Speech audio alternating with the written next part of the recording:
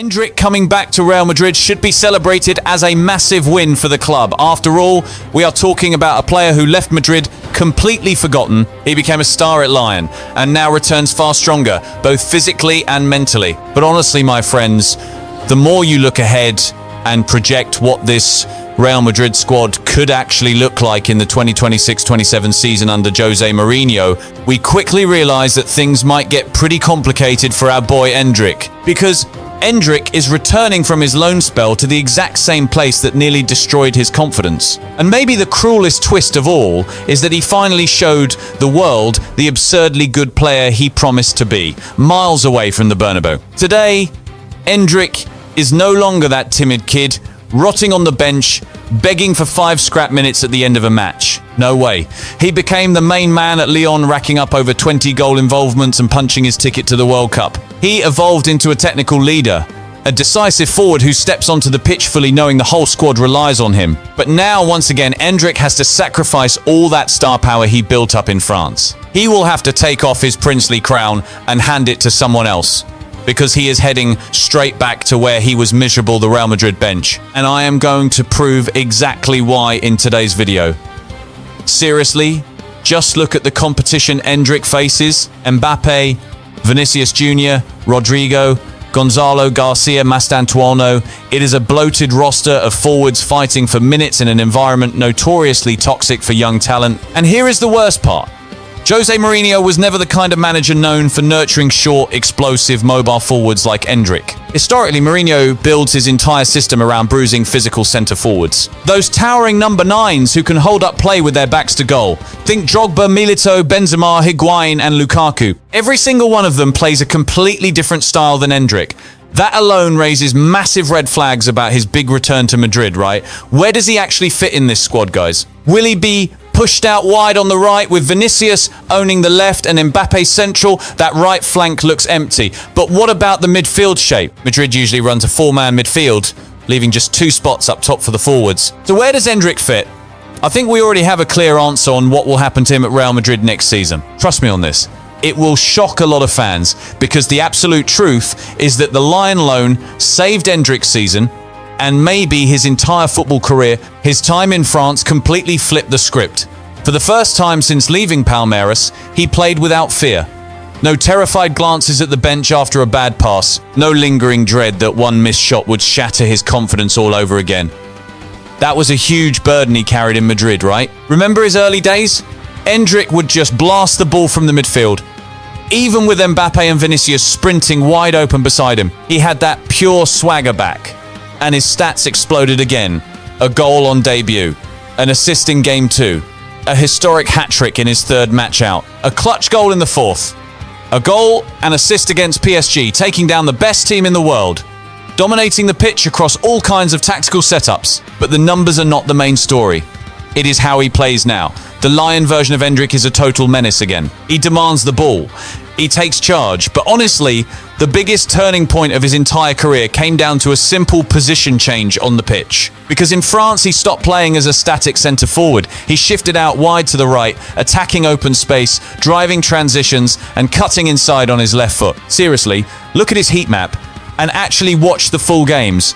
I always tell you guys, stop blindly trusting stat apps and watch the matches. You will see Endrick is not a pure winger. He is not some touchline hugging winger whose only job is dropping deep to defend and cross. That is just not his style of play. To me, Endrick operates mostly on the right side, but he is not glued there. He acts much more like a roaming second striker. He lives in that dangerous pocket between the centre-back and full-back. That is Endrick's sweet spot, which is basically Mbappe's exact role today, right? Mbappe haunts that left channel between the defenders. Realizing this completely shifts the conversation about Endrick's future in the Real Madrid squad, does it not? Maybe Endrick isn't fighting Mbappe for a central spot at all. Maybe he is perfectly primed to fix Madrid's biggest blind spot in recent years, that vacant right wing. The issue is, until the coach figures that out, Endrick has to survive the most ruthless environment in world soccer all over again. But his biggest hurdle, as I mentioned, it isn't just roster competition, it is Mourinho's tactics. Historically, Mourinho builds his attack around a very specific type of number 9. Mourinho demands physical, towering target men.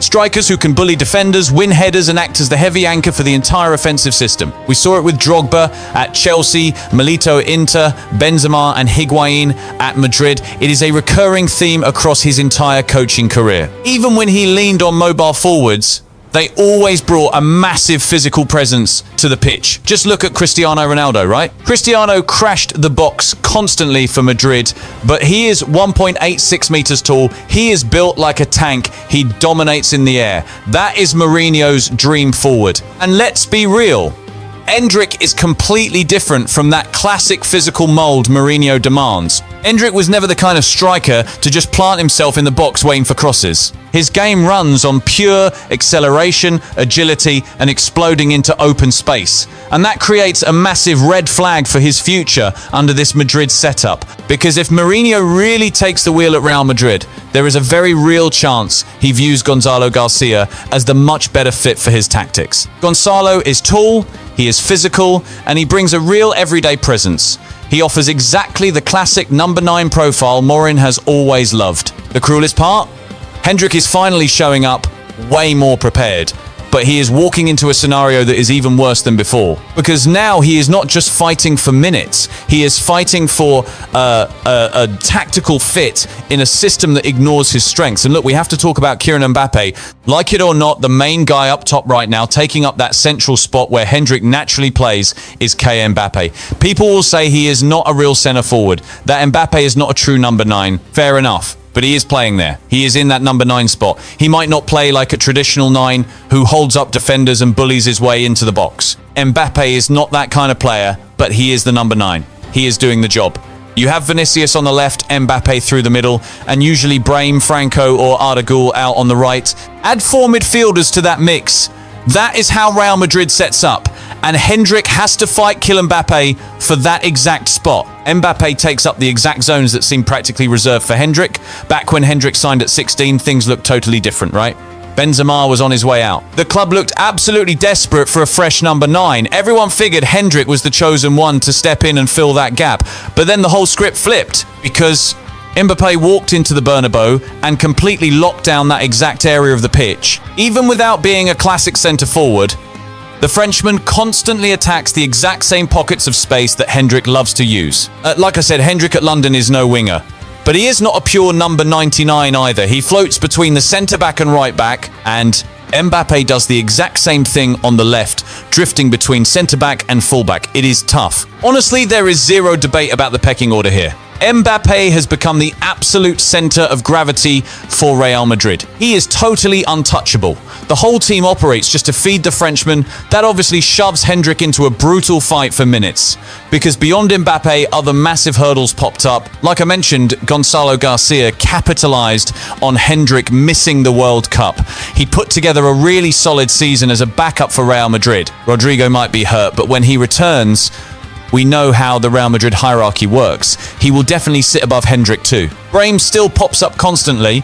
He might not have had a stellar campaign, but he remains a heavily trusted option for the coaching staff. Suddenly, Endrick comes back to Real Madrid and finds out he might not even be a priority in attack anymore. That is pretty scary when you think about the sheer scale of the change. Over in France, he actually turned into a main character. But at the Bernabeu, there is a massive risk he just becomes another guy fighting to survive in world football's deepest squad. I will say it again, Endrick had some seriously brutal luck here. Honestly, this whole mess between Endrick getting injured at the World Super and Goncalo Garcia suddenly breaking out is what really ruined things for the kid. Obviously, Endrick is a miles better player than Goncalo, even if they bring totally different styles. I would take Endrick 1,000 times out of 1,000. If you ask me right now who I want leading my team into the future, my answer is Endrick every single time. Way better player. But man, this squad, everything going down all at once really damaged Endrick. Right when the absolute biggest opportunity of Endrick's Real Madrid career opened up. It happened at the Club World Cup. With Mbappe out injured, that tournament gave Endrick the perfect stage. He was finally ready to grab a leading role at Real Madrid. Mbappe was sidelined, the striker role was wide open. For the first time since Endrick arrived, he actually had space to grow and shine. But football is just totally ruthless. That injury ripped Endrick out of the tournament and gave Goncalo Garcia a clear lane into the first team. And remember, Zabelso was not the only guy who loved Goncalo Garcia's style. He fits Jose Mourinho perfectly. and Mourinho absolutely loves strikers with Goncalo Garcia's physical profile. I am warning you right now, when the whistle blows and you spot Endrick benched while Goncalo Garcia starts ahead of him, do not be shocked, because Mourinho seriously favours exactly the kind of player Goncalo Garcia is. I am telling you. And the worst part? Goncalo grabbed the chance in the exact way that Real Madrid respects the most. Scoring massive goals, being deadly in the World Super League, and perfectly matching the physical profile this squad desperately needed at the time. Suddenly, the academy kid turned into an instant fix. This completely flips Endrick's entire situation for the 2026-27 season. Because now he is not just chasing Mbappe, he might actually come back as a backup in the team's internal striker hierarchy. And the most terrifying part, like I said, Goncalo does not even need to be technically superior to Endrick to lock down a starting spot. Look, sometimes tactical fit matters way more than raw talent. And inside Mourinho's Real Madrid, that system fit is literally everything. Jose Mourinho respects pure talent, sure. But Mourinho runs a strict system. It is his team. There is a rigid structure under Jose Mourinho, and if you ignore his demands, you are benched. There is absolutely no middle ground here. Jose Mourinho literally picked fights with Cristiano Ronaldo, man. He clashed with Casillas, Sergio Ramos, Pep, and Ronaldo. Why? Because they challenged his orders. But right now, there is another fascinating angle quietly bubbling up in this story. I personally disagree with it, since this is where Endrick drops below 100%, and it involves him completely changing his position on the pitch. Maybe Endrick's destiny is not even playing as a centre-forward anymore. His time over at London revealed something huge. Endrick actually started playing way better out on the right wing instead of parked inside the box.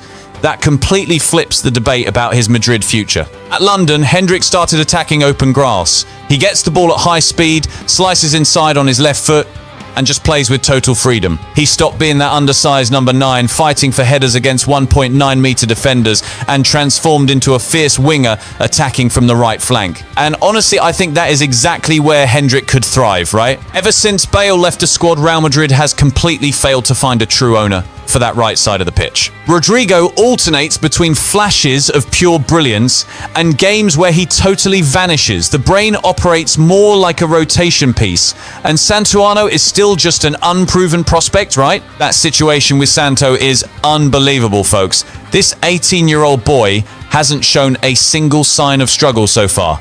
Nothing at all. You might say he's young and will develop. Sure, but Vinicius, Endrick and Rodrigo, at 18 years old, those kids were already flashing world-class potential. But all these years have produced absolutely nothing. The guy simply can't control a football, he doesn't know how to dribble past a defender, and his passing game is basically non-existent. Zero pitch vision. His combination play is incredibly weak too. He offers almost nothing, folks. What is the deal with this kid? They dropped 60 million for a Spanish-speaking Robinho Jr. Also, keep a close eye on Rodri, okay? Massive breaking news. Rodri is actually transferring to Real Madrid, and not a single one of Madrid's current starters is going anywhere. Valverde, Tchouaméni, Berghem, and Vinicius. These stars are staying put and locking down their starting roles. Picture this setup. Rodri arrives, but he isn't coming just to fight for minutes on the bench. He is walking straight into Madrid's starting 11. Just imagine a lineup with Rodri, Tchouaméni, Valverde, Bellingham, Mbappe, and Vinicius. It's completely over for Endrick, man. Seriously, go find another club. But Endrick could step up as exactly that. A direct, explosive, aggressive forward who can perfectly fill that massive void on the right wing. The catch is, even that plan is incredibly tough. Because even out wide, Endrick has to survive inside the most crowded squad in world football. And maybe that is the ultimate irony of Endrick's football journey, right? He finally discovered his absolute peak form miles away from the Bernabeu. The real question now is this: can the club figure out how to unleash this evolved Endrick? Or will they force the Brazilian back into a role that never truly fit him? And with Endrick coming back, honestly, this might not even be about tactics anymore. It could be deeply emotional. Endrick has to walk right back into the exact stadium where he faced the darkest, most frustrating spell of his career. That history weighs so much heavier than people realize.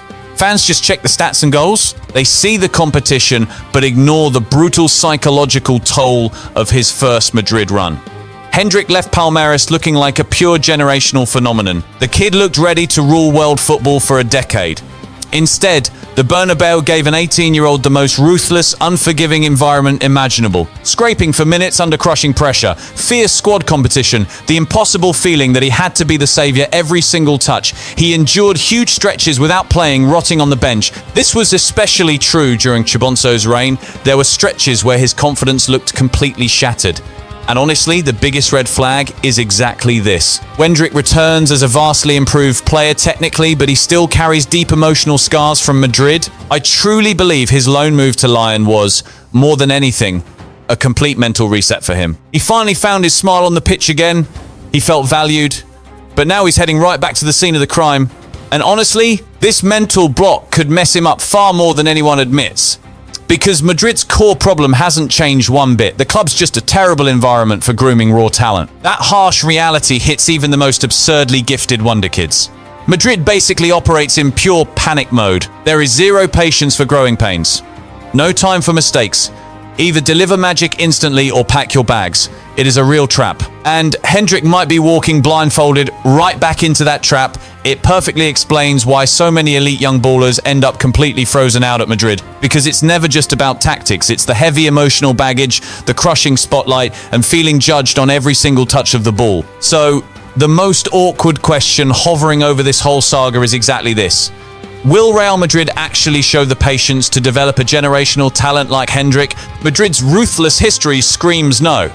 But considering Endrick's sheer star power and raw talent, could he break the curse? Then comes the brutal question the whole football world is whispering today. Honestly, this is vital for Endrick's future. Listen closely. If Vinicius stays put, if Mbappe stays put, if Bellingham stays, if that entire Madrid locker room remains untouched, returning to the Bernabeu might be a terrible career move for Endrick. A permanent transfer to a club, offering him the exact same freedom he enjoyed at Lyon. That makes way more sense. That could easily be Endrick's smartest play right now, man. Because if you look at the cold facts, it really feels like he finally found his ideal home to thrive. Endrick, meanwhile, wants the ball. He demands responsibility, makes the gritty decisions, and steps onto the grass totally fearless. He isn't terrified of failing anymore. Honestly, selling Endrick to a V-Done Manchester United or even Paris Saint-Germain might be a massive win. Word on the street is that the Real Madrid president, along with Nur Al-Khalifi over at PSG, are quietly repairing their old friendship, mending that broken bridge, you know? So rumors are already swirling about Vitinha heading to Madrid soon. Who knows? Maybe Vitinha signs there, and Madrid ships Endrick straight to Paris in return. Look, these backdoor talks are definitely happening. We can't verify it completely, but it's a real possibility. Endrick just screams PSG energy, bro. Just picture that front three. Endrick charging down the middle, Varatella tearing up the left, and Dembe on the right. Believe me, man, modern football is a graveyard of wonderkids who totally derailed their own careers by getting dragged into toxic club cultures way too early. Sure, Madrid is the biggest heavyweight in world football, but that doesn't automatically make it the smartest spot for Endrick's growth right now. His biggest enemy is simply the context. His pure talent was never the issue. The numbers are fine. The kid balls out. He's an absolute phenomenon at 18 or 19. He just desperately needs the right stage to shine. Let's see if Mourinho can actually pull it off, shall we? Because if there is one manager capable of looking at Endrick differently and adapting his game, it might just be someone completely obsessed with winning, like Mourinho. Plus, we need to see where Endrick is at mentally.